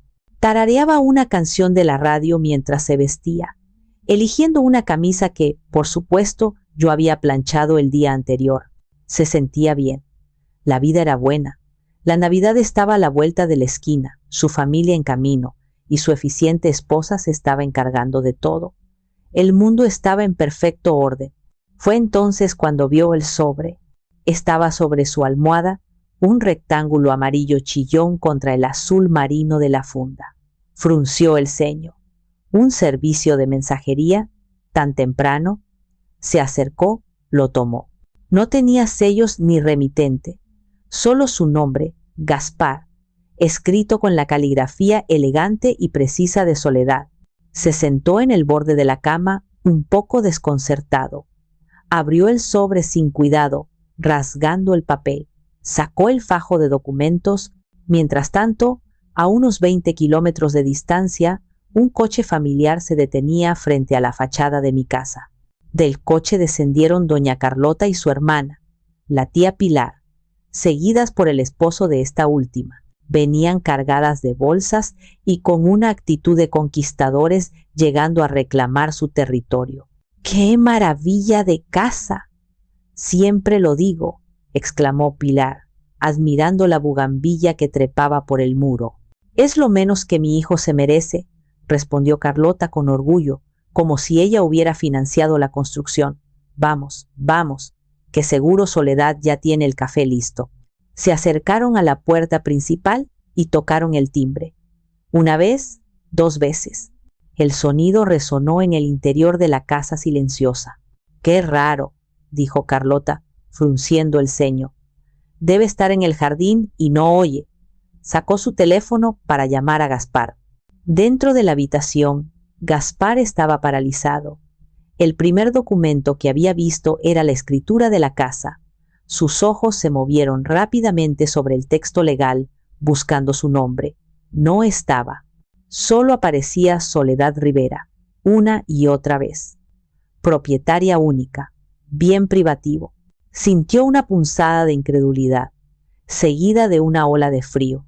Luego vio la carta del bufete de abogados. Las palabras divorcio, abuso emocional, desalojo, 30 días, saltaron de la página como escorpiones. El aire se volvió espeso, difícil de respirar. Su cerebro se negaba a procesar lo que sus ojos leían. ¿Era una broma? ¿Una broma de muy mal gusto? Su teléfono comenzó a sonar. Era su madre. Lo ignoró. Finalmente, vio el itinerario de vuelo. Kioto, Japón. La fecha de salida. Hoy, 22 de diciembre. Miró el reloj en la pared. Eran las 10 de la mañana. El vuelo había despegado hacía una hora. Se le cayó el alma a los pies. No era una broma. El timbre de la puerta sonó de nuevo, esta vez con una insistencia frenética. Gaspar se levantó como un autómata. Los papeles se deslizaron de su regazo y cayeron al suelo, esparcidos como las ruinas de su vida cómoda. Caminó por el pasillo, bajó las escaleras. Su mente era un torbellino de negación y pánico. Abrió la puerta. «¡Hasta que abres, hijo!», exclamó Carlota, entrando sin esperar invitación. «¿Y Soledad? ¿Se puede saber dónde está? Llevamos 10 minutos aquí afuera». «Está. No está», balbuceó Gaspar, su rostro pálido como el de un fantasma. «¿Cómo que no está? ¿Salió?», preguntó Pilar, dejando sus maletas en medio de la sala.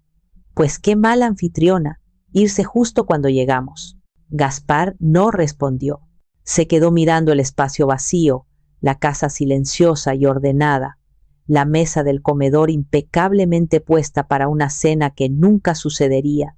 El orden, la limpieza, la preparación, no eran para ellos. Eran la escena de un crimen, y él era la víctima. O eso creía en ese momento. La confusión inicial de Carlota y Pilar rápidamente se transformó en irritación. La casa estaba extrañamente silenciosa, impecable, pero sin vida. No había aromas de comida en el aire, no había música navideña, no había rastro de la anfitriona. «Bueno, ¿y? ¿Se fue al fin del mundo o qué?», espetó Pilar, dejando su bolso sobre mi sofá de lino blanco con un golpe sordo. Gaspar seguía de pie junto a la puerta, mudo, con la mirada perdida. Su incapacidad para dar una respuesta coherente empezó a alarmar a su madre. «Gaspar, reacciona». «¿Qué pasa? ¿Discutieron?», preguntó Carlota, su tono ahora teñido de preocupación. Se acercó a él y le tocó el brazo. Estaba frío como el mármol. Sin decir una palabra, Gaspar se dio la vuelta y subió las escaleras. Su movimiento era lento, pesado, como el de un hombre que camina hacia el patíbulo. Las dos mujeres se miraron, desconcertadas, y lo siguieron. Entraron en la habitación principal. La cama estaba deshecha del lado de Gaspar y perfectamente tendida del mío, y en el suelo, junto a la cama, yacían los papeles que él había dejado caer. Carlota fue la primera en agacharse. Su vista se fijó en el papel membretado del bufete de abogados. Lo recogió. Sus labios se movieron en silencio mientras leía, su ceño frunciéndose cada vez más. Pilar se asomó por encima de su hombro, leyendo también. «Divorcio», susurró Pilar, su voz aguda rompiendo el silencio. Esta se volvió loca. Carlota no respondió. Dejó caer la carta y recogió el siguiente documento. La escritura de la casa. Sus ojos, acostumbrados a revisar contratos y documentos de su difunto esposo, captaron la esencia del texto rápidamente. Bien privativo, adquirido con fondos de herencia. Propietaria única. Soledad Rivera. «¿Qué es eso?», preguntó Pilar, impaciente. Carlota levantó la vista del papel, su rostro una máscara de incredulidad y furia. Miró a su hijo, que se había sentado en el borde de la cama, con la cabeza entre las manos. «Esto», dijo Carlota, su voz temblando de rabia mientras agitaba la escritura en el aire, «significa que esta casa no es tuya, Gaspar. Nunca lo fue. Es de ella, solo de ella». Pilar soltó una exclamación ahogada. «¿Cómo? Pero si tú siempre dijiste». «Cállate, Pilar», gritó Carlota, perdiendo la compostura. Luego, su furia se centró de nuevo en su hijo. ¿Es esto cierto, Gaspar? ¿Permitiste que esta mujer nos viera la cara a todos durante años?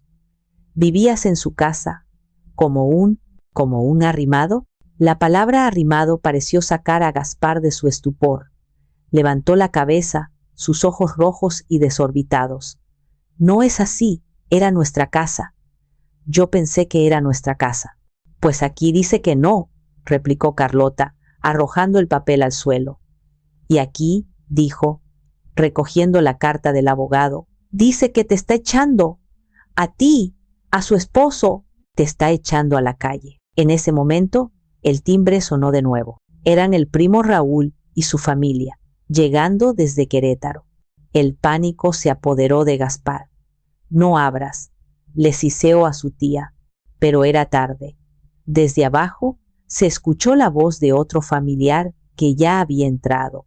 La invasión había comenzado, pero el castillo que creían haber conquistado resultó ser una trampa. No había reina a la que derrocar, no había siervos que les atendieran, solo un rey desnudo sentado en el borde de una cama que ya no era suya, con una orden de desalojo en sus pies. La arquitectura de su vida, construida sobre cimientos de mentiras y arrogancia, se estaba derrumbando, y el estruendo de la caída apenas comenzaba. El caos no tardó en descender del dormitorio al resto de la casa. Mientras Gaspar seguía catatónico en la habitación, Carlota, recuperando una pizca de su habitual autoritarismo, bajó las escaleras para enfrentar la situación. Su rostro era una tormenta de furia y humillación. En la sala de estar, el primo Raúl, su esposa y sus 2 hijos adolescentes ya habían dejado sus maletas y miraban a su alrededor, extrañados por la atmósfera gélida y la ausencia de la anfitriona. «Tía, qué milagro», dijo Raúl, acercándose a abrazar a Carlota. «¿Y Soledad? ¿Y Gaspar?» «Gaspar está indispuesto», respondió Carlota, su voz cortante como un cuchillo. «¿Y Soledad? Esa mujer acaba de cometer la peor de las traiciones». La palabra traición colgó en el aire, cargada de veneno. Inmediatamente captó la atención de todos.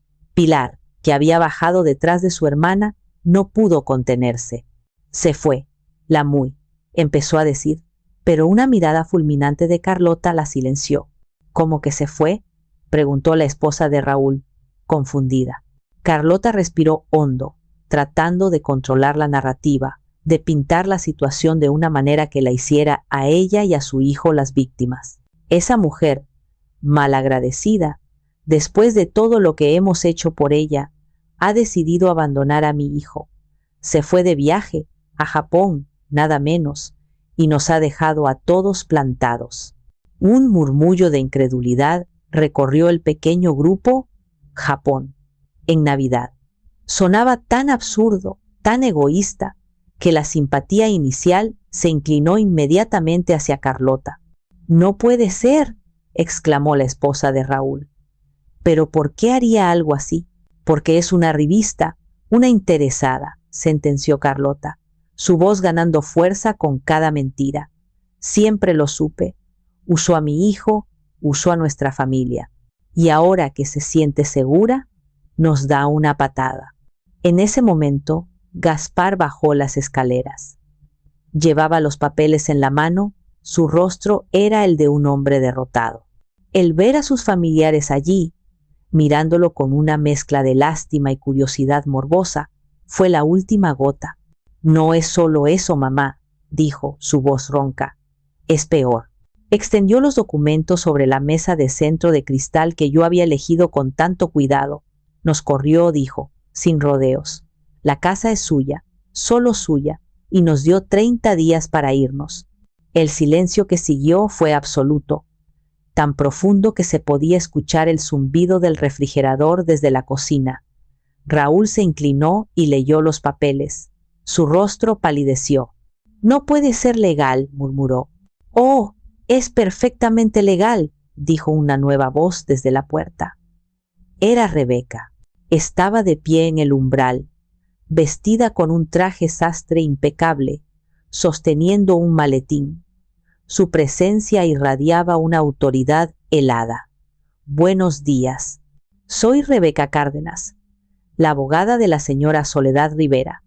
Vine a asegurarme de que el señor Gaspar Montes recibiera la notificación y a responder cualquier pregunta legal.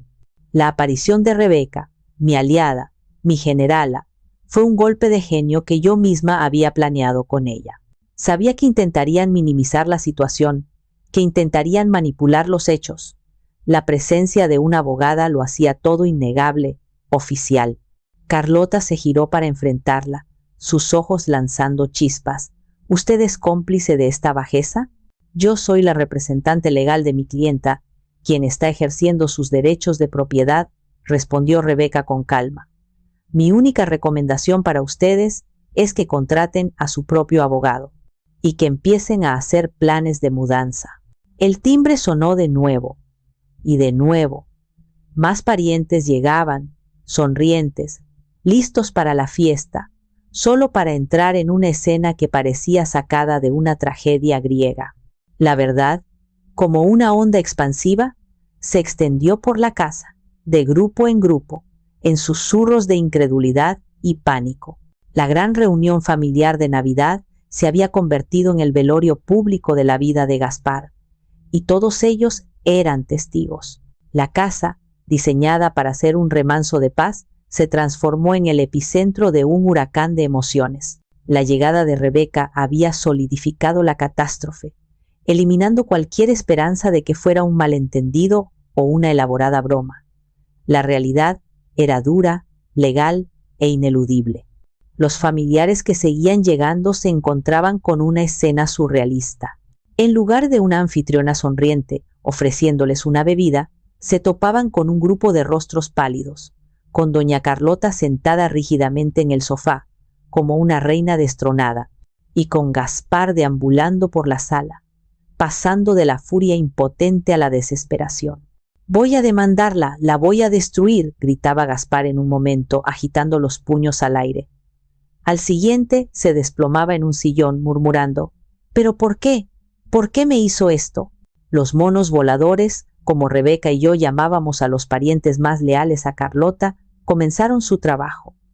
La tía Pilar fue la primera. Tomó su teléfono y empezó a enviarme mensajes de voz, cada uno más virulento que el anterior. «Soledad, eres una víbora, una arpía sin corazón. ¿Cómo te atreves a hacerle esto a tu esposo, a tu familia? ¿Nos has arruinado la Navidad? Espero que te pudras en tu egoísmo». Otros intentaron la vía de la manipulación emocional. La prima Marisela, la del hijo con sensibilidad al gluten, me escribió un largo texto. «Sole, por favor, recapacita. Gaspar te ama. Tu suegra te quiere como a una hija. Todos cometemos errores. Vuelve a casa y arreglemos esto como la familia que somos». La ironía era tan espesa que se podía cortar con un cuchillo. Ahora, de repente, era parte indispensable de la familia. Rebeca, antes de irse, había dejado una advertencia clara.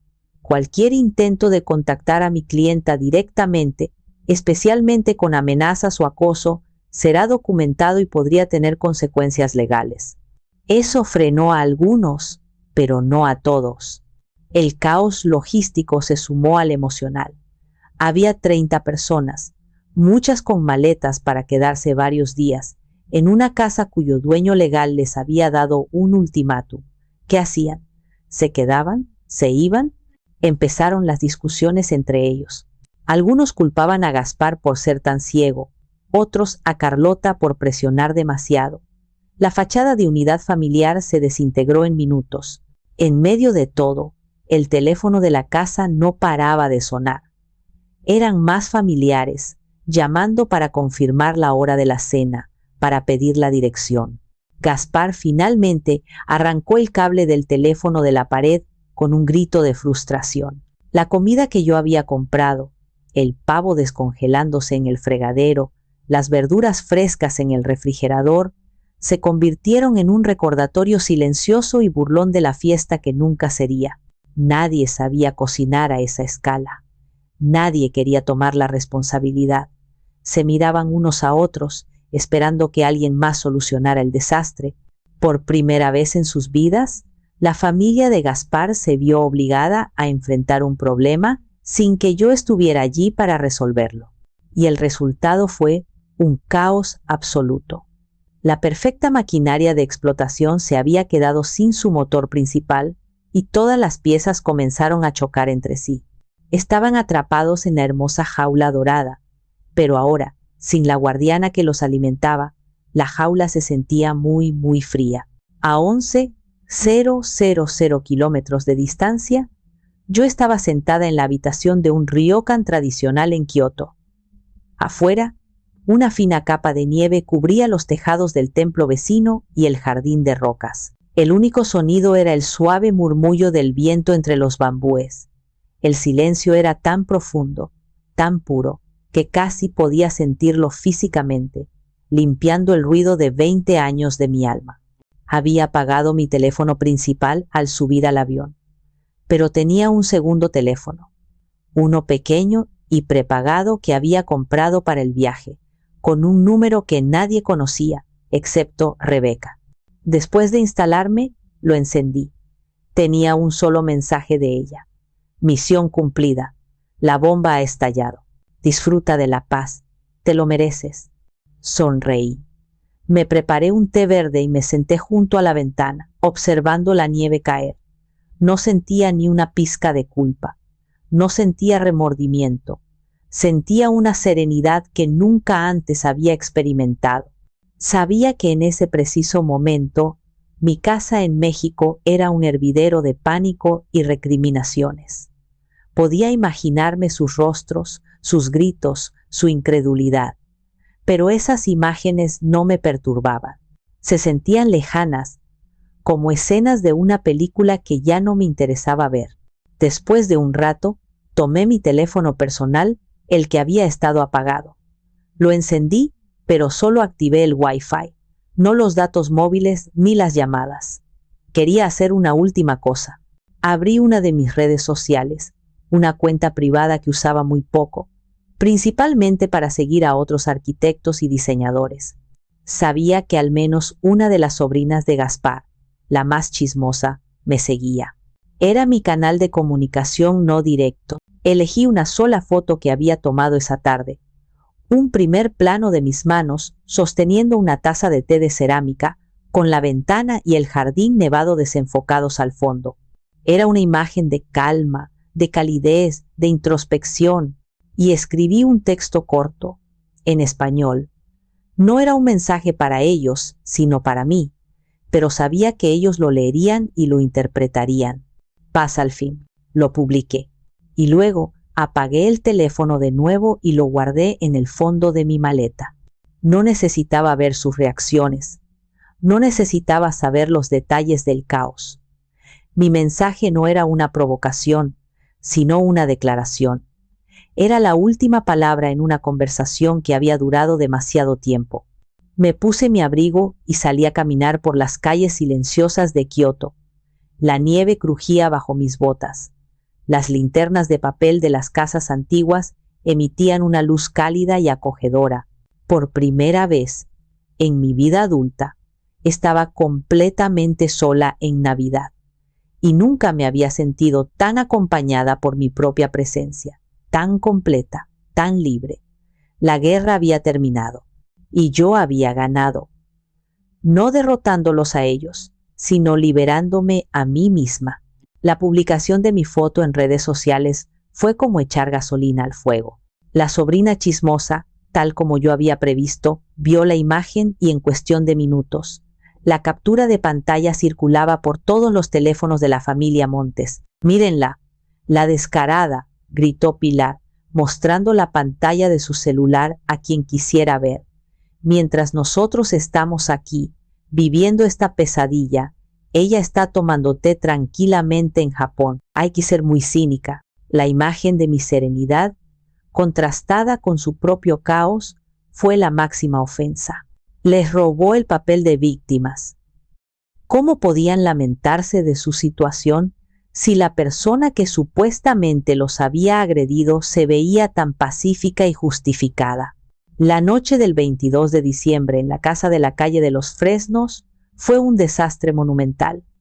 Sin una anfitriona que dirigiera, la treintena de familiares se dividió en facciones. Algunos, los más pragmáticos, intentaron organizar algo de comida. El primo Raúl y su esposa pidieron unas pizzas, que llegaron frías y no alcanzaron para todos. Hubo peleas por las últimas rebanadas. Otros, liderados por Carlota, se negaron a hacer nada.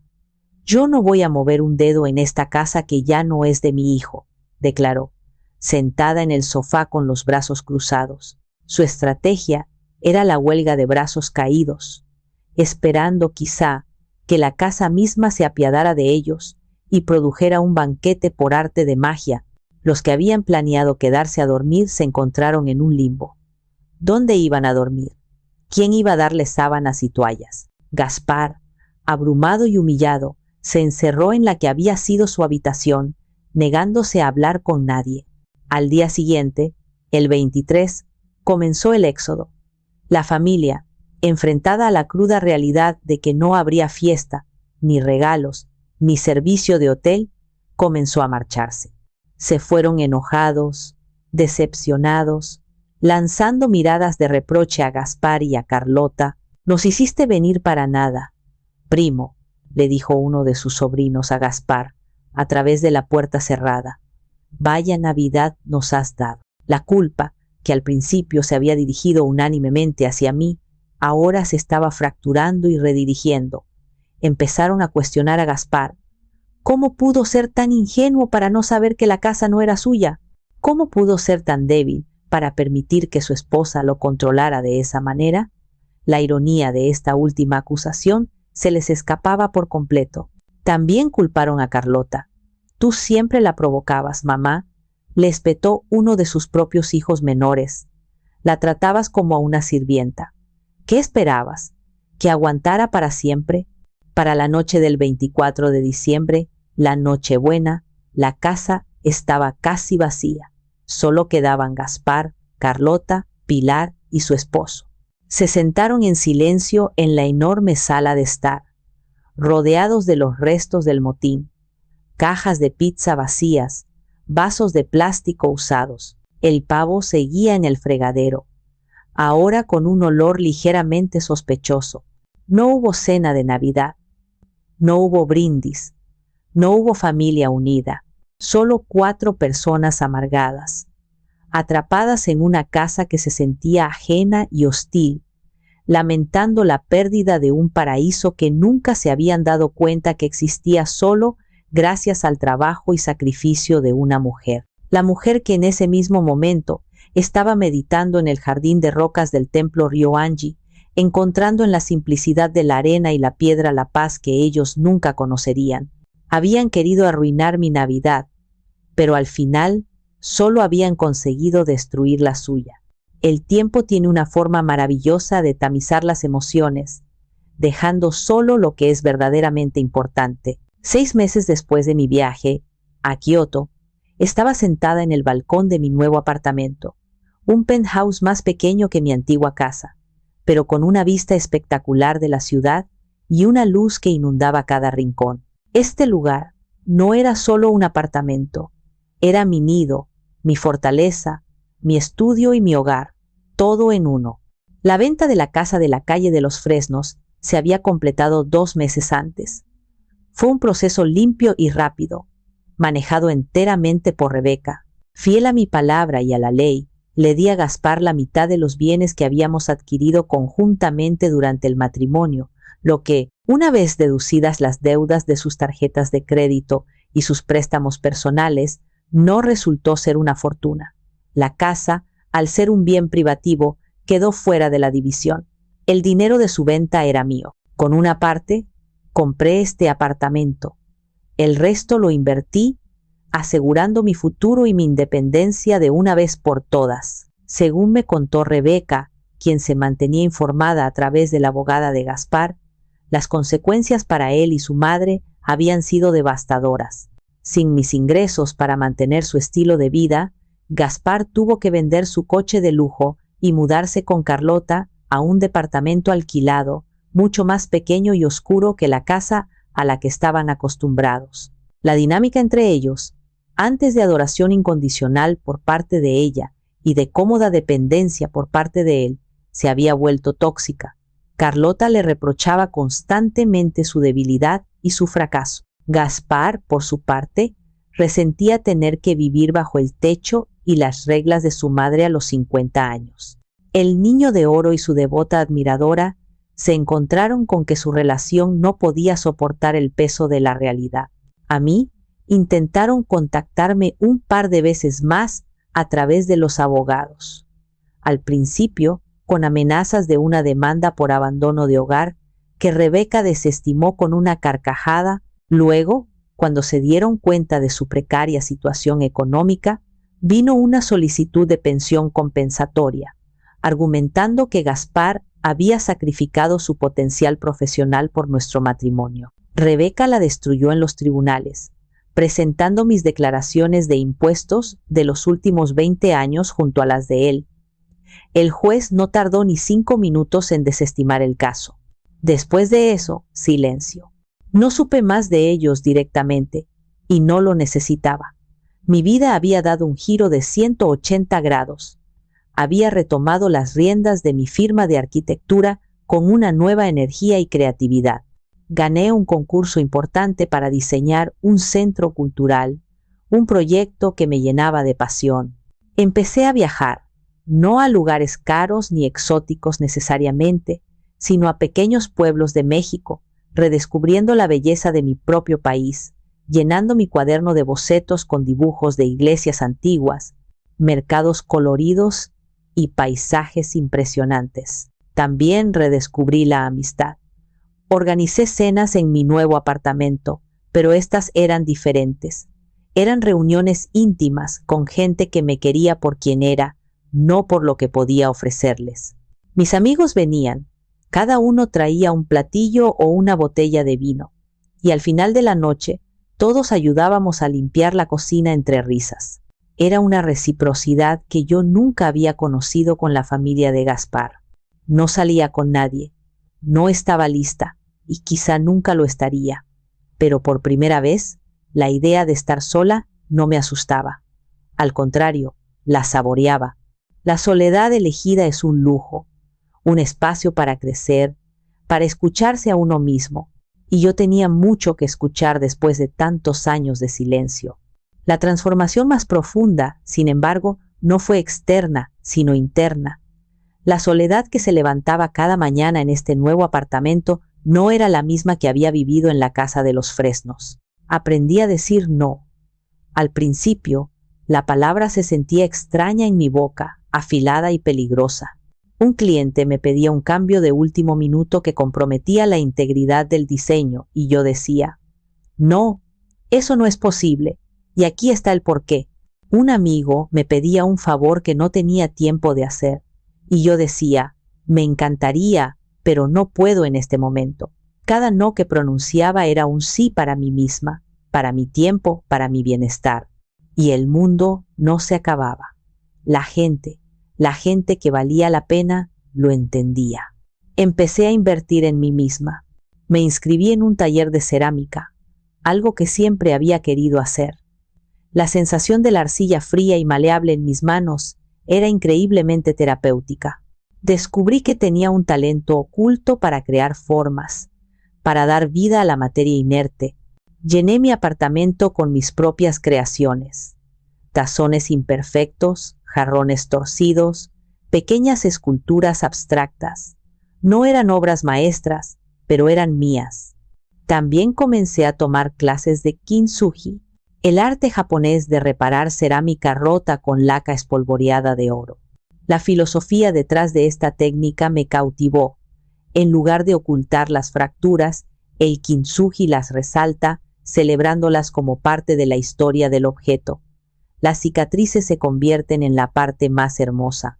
Mientras unía cuidadosamente los fragmentos de un tazón roto, sentí que estaba haciendo lo mismo conmigo misma. No estaba tratando de borrar los 20 años de mi matrimonio, No estaba tratando de fingir que las heridas no existieron. Estaba aprendiendo a ver esas fracturas como las líneas doradas que me habían hecho más fuerte, más resistente, más valiosa. Mi historia, con todas sus grietas y rupturas, era lo que me definía. Rebeca seguía siendo mi ancla. Nos veíamos a menudo, no para hablar de abogados y demandas, sino para celebrar la vida. Íbamos al cine, a exposiciones de arte, a conciertos. Una tarde, mientras tomábamos una copa de vino en mi balcón, ella me miró y dijo: «Nunca te había visto tan luminosa. Es como si te hubieran quitado un filtro gris de encima». Y era verdad. Me sentía más ligera, más auténtica.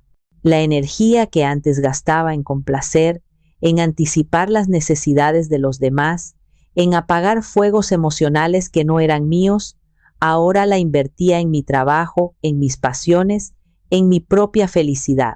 Descubrí que la felicidad no era un destino al que se llega, sino un acto consciente de construcción diaria. Como un edificio, requiere un buen diseño, cimientos sólidos y un mantenimiento constante. Y por primera vez en mi vida, yo era la única arquitecta, ingeniera y residente de mi propia felicidad. Era un proyecto a tiempo completo, el más desafiante y gratificante de mi carrera, y apenas estaba empezando a colocar la primera piedra. Hoy, mientras escribo esto, ha pasado casi un año desde aquella Navidad. El sol de la mañana entra por el ventanal de mi estudio, iluminando las motas de polvo que bailan en el aire. Sobre mi mesa de trabajo no hay planos de una biblioteca, sino el boceto de una pequeña casa de campo para mí, un refugio en las montañas que planeo empezar a construir el próximo año. He aprendido muchas cosas en este tiempo. He aprendido que los cimientos más importantes no son los de concreto, sino los del amor propio y el respeto. He aprendido que las paredes más altas que debemos derribar son las que construimos dentro de nuestra propia mente, las que nos dicen que no somos suficientes, que no merecemos ser felices en nuestros propios términos. He aprendido que el perdón es un proceso complejo.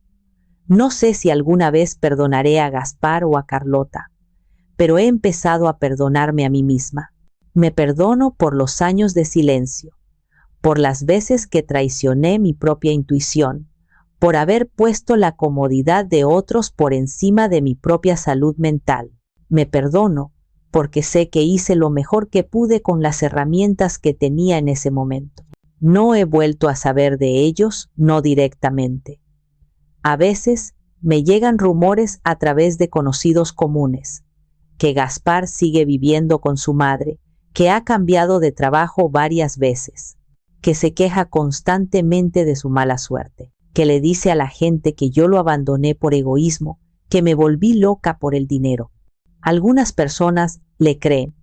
Me han llegado a decir, a través de terceros, que fui demasiado lejos, que fui cruel, que la familia es la familia y que debería haber buscado otra solución, que destruir un matrimonio y una tradición navideña de esa manera fue un acto desalmado. Al principio, esos comentarios me dolían. Despertaban al viejo fantasma de la culpa, la duda que me susurraba al oído que quizá, solo quizá, ellos tenían razón. Pero entonces miro a mi alrededor. Veo mis plantas creciendo, veo mis piezas de cerámica en las repisas, veo la luz llenando mi espacio. Escucho el silencio, un silencio que ya no es de soledad, sino de paz. Y me doy cuenta de que la opinión de esa gente no importa. Ellos no vivieron mi vida, no sintieron el peso de mi carga, no escucharon las palabras que me rompieron por dentro en aquel pasillo oscuro. Mi historia no es una historia de venganza, es una historia de supervivencia. Es la historia de una mujer que tuvo que demoler su vida para poder reconstruirla sobre cimientos verdaderos. Y ahora les pregunto a ustedes, los que han escuchado mi relato, a ustedes, que quizá han sentido el aguijón de la ingratitud, que han sacrificado partes de sí mismos en el altar de la familia o de la pareja, a ustedes, que han conocido el silencio cuando necesitaban una voz de apoyo, considerando todo lo que pasé, los años de desprecio silencioso, la humillación, el abuso financiero y emocional, la traición final. ¿Hice lo correcto? ¿Fui demasiado lejos? Me encantaría saber qué hubieran hecho ustedes en mi lugar. Parte 26. Llamada a la acción. CTA. Aproximadamente 100 palabras. Gracias por haber llegado hasta el final de mi historia. Significa mucho para mí poder compartirla. Si te ha conmovido, te ha hecho reflexionar o simplemente te ha mantenido en vilo, te agradecería que me apoyaras con un me gusta en el video.